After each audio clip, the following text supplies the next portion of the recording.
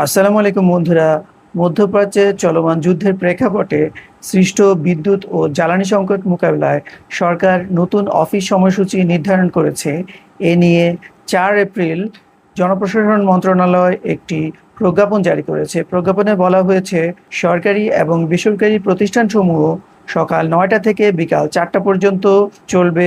Bank ও আর্থিক প্রতিষ্ঠানসমূহ সকাল 9টা থেকে বিকাল 4টা পর্যন্ত চলবে এবং ব্যাংকিং সেবাসমূহ সকাল 10টা থেকে বিকাল 3টা পর্যন্ত চলবে।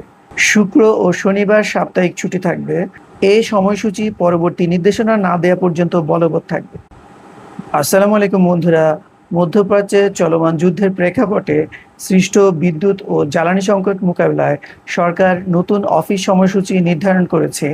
এ নিয়ে 4 এপ্রিল জনপ্রশাসন মন্ত্রণালয় একটি প্রজ্ঞাপন জারি করেছে। প্রজ্ঞাপনে বলা হয়েছে, সরকারি এবং বেসরকারি প্রতিষ্ঠানসমূহ সকাল 9টা থেকে বিকাল 4টা পর্যন্ত চলবে। ব্যাংক ও আর্থিক প্রতিষ্ঠানসমূহ সকাল 9টা থেকে বিকাল 4টা পর্যন্ত চলবে এবং ব্যাংকিং সেবাসমূহ সকাল 10টা থেকে বিকাল 3টা পর্যন্ত চলবে।